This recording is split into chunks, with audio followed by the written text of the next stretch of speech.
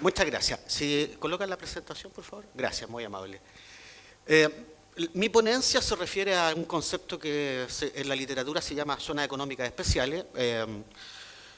Y básicamente esto tiene que ver un poco con los libros que hemos publicado. Ahí hay algunos libros míos, pero también hay coautoría de otros textos con varios colegas de este centro de estudio, que tienen que ver básicamente con este manejo de instrumentos de excepción, leyes o franquicias tributarias, regímenes de promoción como el que tienen ustedes, pero finalmente todo esto tiene que ver con la mirada que hay sobre determinados territorios en esas condiciones desiguales y cómo ese territorio puede hacer frente a ciertas ventajas o desventajas que más bien tiene con respecto al poder político central, porque naturalmente la concentración económica está dada en la capital y no en los territorios más extremos.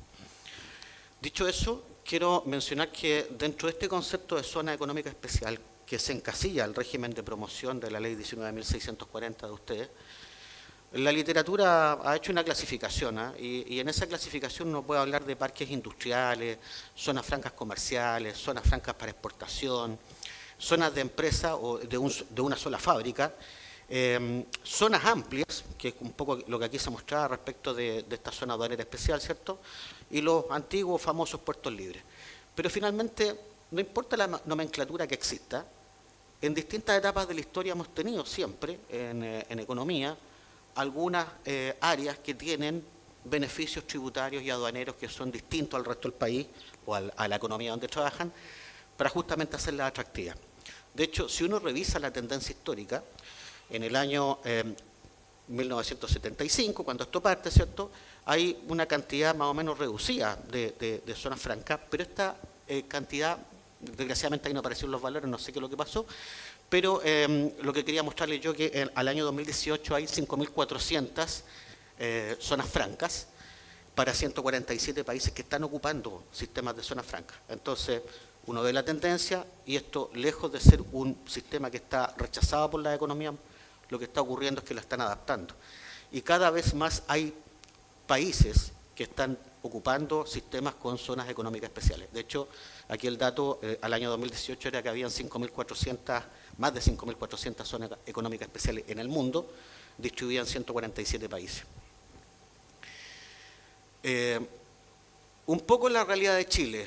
Ahí está nuestro mapa. Chile, a diferencia de Argentina, es un estado unitario. Nosotros estamos divididos administrativamente en regiones, son 16 regiones, pero sin embargo tenemos una batería grande también de estatutos especiales, y dentro de esa batería grande de estatutos uno pudiese clasificarla en 4 grandes grupos: las zonas francas, las bonificaciones y rebajas impositivas, los créditos tributarios por inversiones en activos fijos o bienes físicos, y por último ciertos estatutos tributarios y aduaneros preferentes para la isla de Pascua o el territorio que está contiguo al de ustedes en Tierra del Fuego chilena.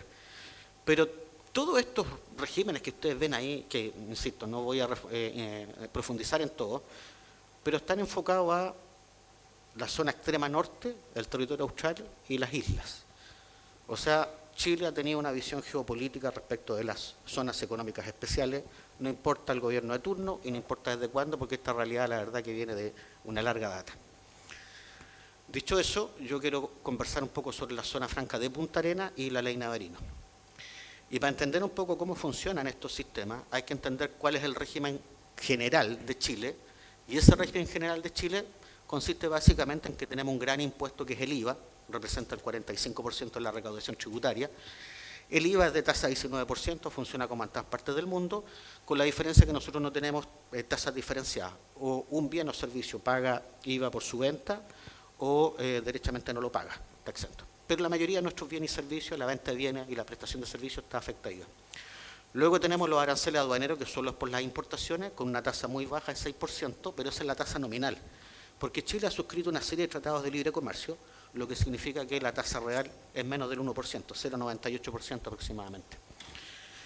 Y luego tenemos un sistema de impuesto a la renta, donde también hay un sistema que es más bien integrado. Nosotros cobramos un impuesto corporativo a las empresas, a las grandes empresas tasa 27%, las empresas más chicas han pagado históricamente un impuesto más bajo de 25% o a veces incluso menos de 10%, pero lo que importa es que ese impuesto que la empresa paga, no importa el tamaño, es un crédito tributario contra el impuesto que el propietario de esa empresa al final tiene que pagar por el dividendo que recibe. Por eso se llama un sistema integrado. En realidad, la empresa hace un prepago para el impuesto que le va a tocar al propietario pagarlo al final, su impuesto final. Pero el propietario tiene la oportunidad de diferir su pago de impuestos en la medida que no reciba dividendos. Si lo recibe en el futuro, bueno, lo pagará impuestos en la medida que reciba esos dividendos. Pero insisto, el sistema es integrado porque el impuesto que la empresa paga, el dueño después lo descuenta. Para dejarlo en simple, la empresa no paga ni impuestos. Al final, si lo ven así, es una suma. Ahora, Chile también tiene un sistema de libre comercio. Se puede importar y exportar todo lo que se quiera y tiene libertad cambiaria. El dólar no lo fija ninguna autoridad política, lo fija el mercado. Y por último, tenemos una constitución política que tiene un Estado subsidiario. Eso significa, en una interpretación de ese Estado subsidiario, que lo que ha venido ocurriendo es que el Estado prefiere que los privados hagan la actividad empresarial y en ciertos casos también inclusive la prestación de algunos servicios públicos. Y la zona franca, que en Chile se crea cuando estábamos en esta transición entre los años 70 y la Constitución del 80, y por lo tanto no existía libre cambio de divisas, no existía apertura comercial en Chile, no existían tratados de libre comercio, el arancel aduanero era de 21% y habían sobretasas para evitar la importación de otros bienes, se privilegiaba la industria nacional, etcétera. No había posibilidad tampoco de comprar dólares libremente. Bueno, se crea este sistema de zona franca en aquella época y básicamente consiste en tener en mente 4 espacios geográficos. Un recinto, que está perfectamente delimitado, un espacio más grande, que es el área de influencia de ese recinto franco, que se le llama zona de extensión, el territorio nacional, donde ya no aplican las exenciones de este sistema, y el extranjero.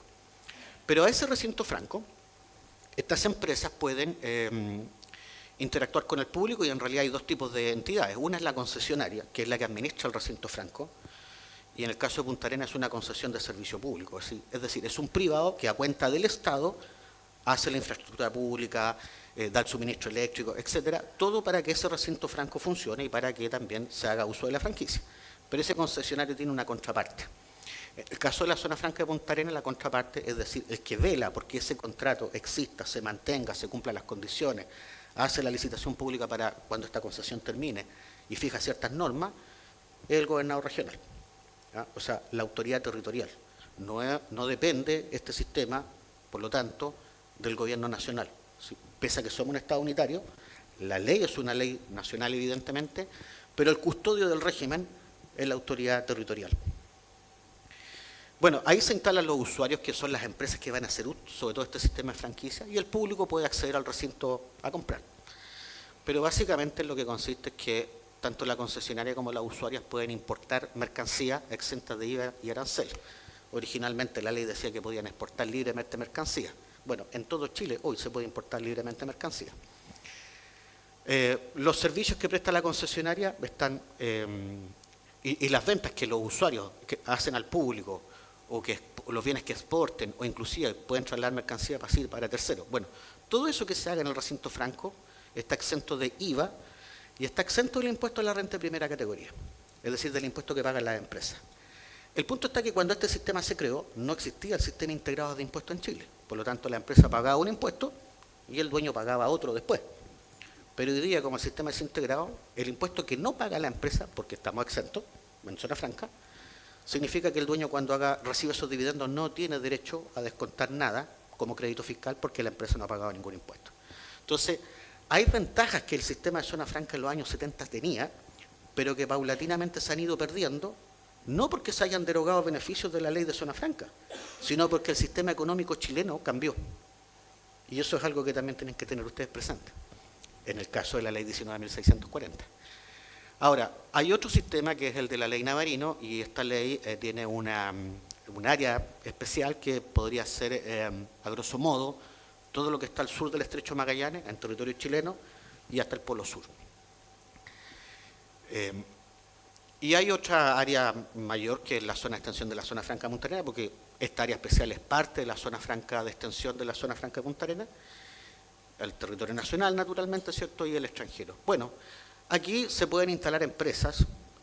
No es un sistema donde existe un recinto, hay un gran área donde las empresas se instalan donde quieran, pero también la autorización para que se instalen y goce esta franquicia también la entrega el gobernador regional. Por lo tanto, hay 2 sistemas donde el custodio es la autoridad territorial democráticamente electa, a pesar de que nosotros estamos estrenando hace poquito los gobiernos regionales o los gobernadores regionales electos. Esto ha quedado claramente establecido de que es la autoridad territorial que la controla.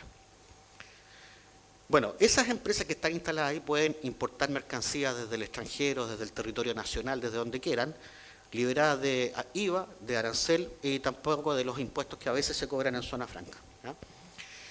Pero las empresas que trabajan en esa área especial están exentas del impuesto de primera categoría, o sea, tampoco pagan impuestos, pero como esta ley se creó cuando ya existía el sistema tributario integrado en Chile, lo que ocurrió es que sí tienen derecho a crédito fiscal los propietarios de las empresas cuando hagan retiro de los dividendos. O sea, si reciben dividendos, van a pagar el impuesto final, pero pueden descontar el teórico impuesto que debió haber pagado a la empresa, aunque materialmente la empresa no pagó ningún impuesto.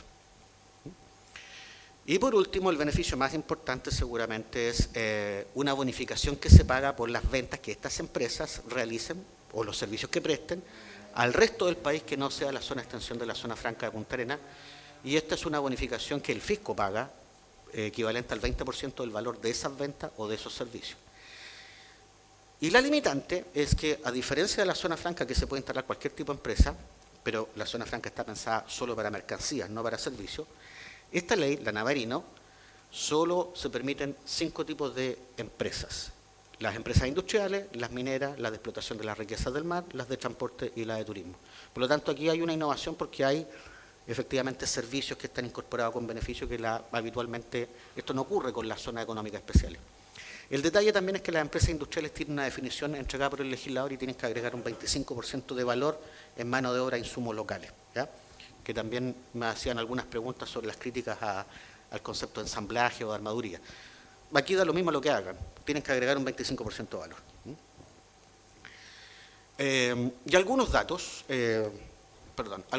estadísticos, pensando en todos los sistemas de franquicias que hay para Magallanes. En el año 2012 se hizo, el año 2014 en realidad, con datos del 2012 se hizo un estudio para saber cuál es el costo fiscal, es decir, cuánto el Estado gastaba en estas leyes en Magallanes, producto de no cobrar impuestos o de pagar subvenciones, y se determinó que más o menos era un monto de 264 millones de dólares el beneficio anual o el costo fiscal anual que se incurría en estas leyes.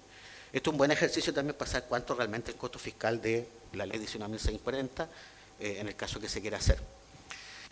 Y también se hizo un segmento para determinar cuáles eran los beneficiarios. Y más allá de la torta que hay ahí, lo importante es quédense con esta cifra final. El 36% del emprendimiento de la región de Magallanes, sean grandes, chicos, medianos, el 36% ocupaba alguna de estas franquicias, o la ley Navarino, o la zona franca, o la bonificación a la mano de obra, o cualquiera de las que está enlistada en la pantalla. Ahora bien, si uno revisa datos del año 2022, ahí coloqué el número de empresas, las ventas anuales en millones de dólares y los trabajadores contratados. El cuadro que importa finalmente el de abajo, porque los números a veces se pierden, más importantes son las magnitudes, y resulta que la región de Magallanes representa el 1,12% de las empresas de Chile. O sea, en Magallanes está el 1,12% de las empresas en Chile. Pero la zona franca representa el 6,48% de esas empresas que están en Magallanes y la ley Navarino apenas el 0,31%. En cuanto al volumen de venta, la región de Magallanes no tiene mucha importancia, apenas el 0,35% de las ventas de todas las empresas chilenas, pero la zona franca en relación con las ventas de las empresas de Magallanes representa el 9,45% y la ley Navarino el 2,62%.